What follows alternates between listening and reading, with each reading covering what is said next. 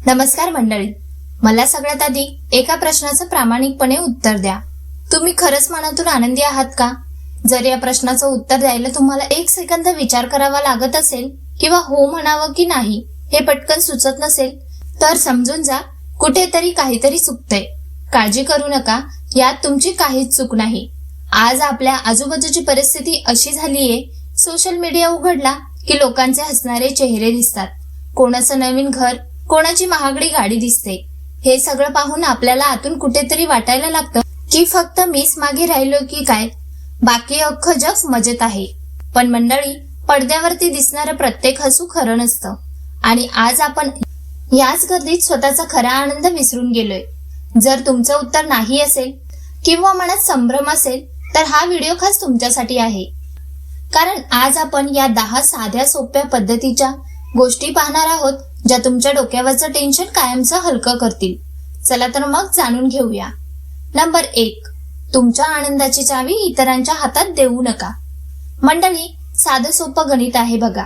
आपण काय करतो, आपल्या आनंदाचा रिमोट कंट्रोल दुसऱ्याच्या हातात देऊन ठेवतो. टीव्हीवर कुठली चॅनल लावायची हे जसं रिमोट दाबणारा ठरवतो, तसंच आपण आपल्या आयुष्याचं करून ठेवलंय.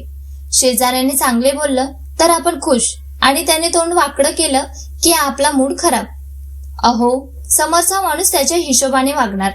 तो त्याच्या मूडनुसार कधी हसेल, कधी रागवेल. पण त्याच्या स्वभावामुळे आपण आपलं डोकं का उठवून घ्यायचं? देवाने एवढं सुंदर आयुष्य दिलंय, ते काय दुसऱ्याच्या तालावर नाचायला का? लक्षात ठेवा, लोकांचं कौतुक आणि लोकांची नाराजी या दोन्ही गोष्टी तात्पुरत्या असतात. आपल्या घरातला दिवा जसा आपण स्वतः लावतो, तसंच आपल्या मनाचा आनंद आपण स्वतः निर्माण करायचा. दुसऱ्याच्या मर्जीचे गुलाम बनू नका, स्वतःच्या थाटात जगा. नंबर 2, अतिविचार करणे सोडून द्या. मंडळी, आपल्या माणसांची एक मोठी अडचण आहे बघा. जे होऊन गेलं त्या भूतकाळाला धरून आपण रडत बसतो. नाहीतर पुढे काय होईल या भविष्याची काळजी करून आजचा दिवस खराब करतो. यालाच आजकालची पोरं ओव्हर थिंकिंग म्हणतात. अहो, सोप्या भाषेत सांगायचं तर काल काय झालं ते आपण बदलू शकत नाही, आणि उद्या काय होणार आहे हे देवालाही ठाऊक नाही. मग आजचा हा सुंदर दिवस डोक्यात विचारांचं भूत फिरून का वाया घालवायचा? जे आपल्या हातातच नाही त्याचा आवाजावी विचार करून डोकं उठवून घेण्यात काय शहाणपण आहे? शेतात पेरणी केल्यावर पाऊस पडणं जसं निसर्गाच्या हातात असतं, तसंच आयुष्याचं आहे. आपण फक्त कष्ट करायचे. म्हणूनच जास्त ताण घेऊ नका, शांत राहा, देवाला स्मरा आणि आजचा हा क्षण मनापासून आनंदाने जगा. नंबर 3, कोणाकडूनही जास्त अपेक्षा ठेवू नका. मंडळी, महर्षी व्यासांनी खूप वर्षापूर्वी 1 लाख मोलाची गोष्ट सांगून ठेवलीये की अपेक्षा हेच दुःखाचं मूळ आहे. आपण काय करतो, समोरच्याकडून लय अपेक्षा ठेवतो. मी त्याला अडचणीत मदत केली ना, मग त्याने पण माझ्यासाठी धावून आलं पाहिजे. माझ्या घरच्यांनी, मित्रांनी माझ्या मनासारखंच वागलं पाहिजे. पण आपल्या हिशोबाने चालत नसतं. लोक आपल्या अपेक्षेप्रमाणे नाही तर त्यांच्या स्वभावानुसार आणि सोयीनुसार वागतात. हे आधी डोक्यात फिट करून घ्या. जेव्हा आपली अपेक्षा भंग होते तेव्हा काळजात सनक निघते आणि मन दुखावतं. त्यापेक्षा एक साधं आणि गावरान सूत्र वापरा. कोणासाठी काय करायचं ते मनापासून करा, पण बदल्यात ती व्यक्ती आपल्यासाठी काहीतरी करेल ही आशाच सोडून द्या. अपेक्षा ठेवणं बंद करा, दुःख आपोआप पळून जातील. नंबर 4, छोट्या छोट्या गोष्टीमध्ये आनंद शोधायला शिका. मंडळी, आपण ना लय मोठ्या सुखाच्या आशेने आजचा छोटा छोटा आनंद पायाखाली तुडवत चाललोय. माझ्याकडे मोठी गाडी येईल, बंगल्याची चावी हातात पडेल, तेव्हाच मी हसेन, असा नवस बोलून आपण बसलोय. पण गड्यांनो, मोठ्या यशाची वाट बघता बघता रोज मिळणारा छोटा आनंद का गमावताय? अहो, सकाळी उठल्यावरती मिळालेला तो कडक चहाचा कप, कष्ट करून घरी आल्यावर लहान पोराची मारलेली गळामीठ किंवा शेतात डोलणारं हिरवं रान पाहून मनाला मिळणारी शांतता, हाच तर खरा आनंद आहे. आनंद काय कुठल्या मॉलमध्ये किंवा बाजारात विकत मिळणारी वस्तू नाही. तो आपल्या आजूबाजूला विखुरलेला असतो. फक्त तो गोळा करता आला पाहिजे. म्हणूनच मोठ्या सुखाच्या मागे धावताना या छोट्या गोष्टींमधली मजा घ्यायला विसरू नका. आयुष्य एकदम सुकर होऊन जाईल. नंबर 5, प्रत्येक गोष्ट मनाला लावून घेऊनही सोडा. मंडळी, गावात एक म्हण आहे बघा, लोकांचं काय, लोकांचं कामच आहे बोलणं.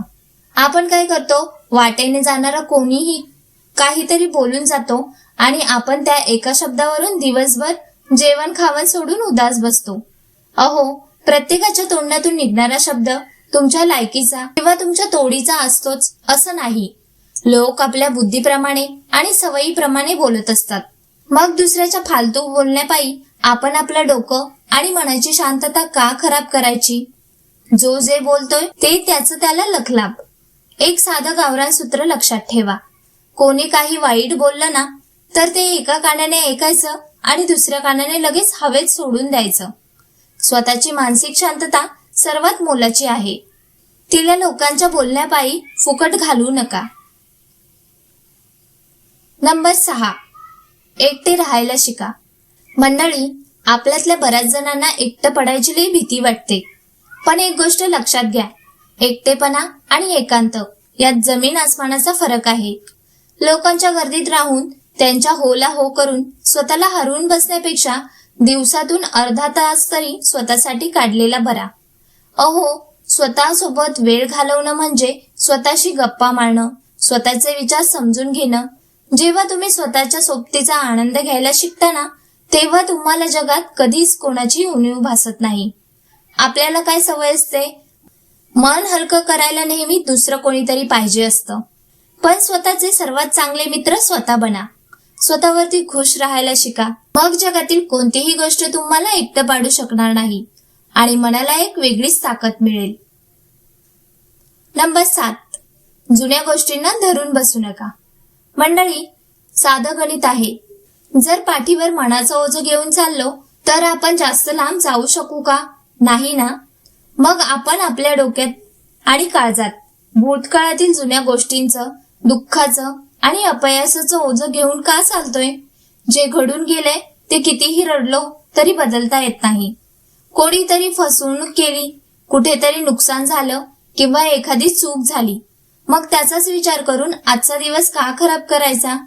जुन्या गोष्टींना कवटाळून बसलात तर आयुष्यात पुढे कसं जाणार? जे झालंय त्याला देवाघरची काळी रेघ म्हणून विसरून जा. त्या चुकांमधून धडा घ्या, तो अनुभव गाठीशी बांधा आणि जे झालं ते झालं असं म्हणून पुढे चालायला लागा. भूतकाळ तिथेच सोडून द्या आणि नव्या उमेदीने आजचा दिवस जगा. बघा कसं हलकं वाटेल. नंबर 8, स्वतःच्या शरीराची आणि मनाची काळजी घ्या. मंडळी, एक साधं आणि सोपं उदाहरण बघा. आपल्या घरी कितीही महागडी चकचकीत गाडी असली, पण जर तिचं इंजिनच निकामी झालं तर ती जागेवरून तरी हलू शकते का? नाही ना. तसंच हे आपलं शरीर आहे. हे शरीर म्हणजे आपल्या आयुष्याचं इंजिन आहे. जर शरीरच रोगाने पोखरलेलं असेल आणि मन सतत चिंतेत ग्रासलेलं असेल तर कोट्यावधी रुपयांचा काय फायदा? म्हणूनच रोज सकाळी उठून थोडा घाम गाळा, चांगलं सात्विक आहार घ्या आणि मनाला शांत ठेवण्यासाठी 5 मिनिटं देवाचं नाव घ्या किंवा ध्यान करा. शरीर तंदुरुस्त असेल आणि मन शांत असेल तर सुक्या भाकरीतही पंचपक्वानाचा आनंद मिळतो. ही देवाने दिलेली सुंदर काया नीट सांभाळा, कारण आरोग्य हीच खरी संपत्ती आहे. नंबर 9, प्रत्येकाला उत्तर देणं गरजेचं नाही. मंडळी, रस्त्याने जाता येता प्रत्येक जण आपल्याला शहाणपणा शिकवायला बघतो किंवा नको त्या वादात ओढतो. पण मूर्ख माणसाला उत्तर देऊन स्वतःला सिद्ध करत बसणं आपल्या लायकीचं नाही. काही ठिकाणी फक्त हसून शांत राहणं हेच समोरच्याला सर्वात मोठं सणसणीत उत्तर असतं. आपली ऊर्जा आणि आपला वेळ लय मौल्यवान आहे. तो अशा फालतू कटकटींमध्ये आणि वादात वाया घालवू नका. समोरचा मूर्खपणा करत असेल तर त्याला लांबूनच रामराम ठोकून पुढे निघायचं. स्वतःची शांतता टिकून ठेवण्यातच खरा शहाणपणा आहे. नंबर 10, जे आहे त्यात कृतज्ञ राहा. मंडळी, आपल्याला एक लय वाईट सवय असते. माझ्याकडे हे नाही, माझ्याकडे ते नाही असं म्हणत आपण नेहमी नशिबाचे आणि देवाचे रडगाणे गात बसतो. पण कधीतरी सवड काढून गरिबाच्या झोपडीकडे किंवा रस्त्यावर राहणाऱ्या माणसाकडे नजर टाका आज तुमच्याकडे राहायला हक्काचं छप्पर आहे. वेळेवर खायला 2 घास अन्न मिळतंय आणि सुखदुःखात सोबत करायला चांगलं कुटुंब आहे.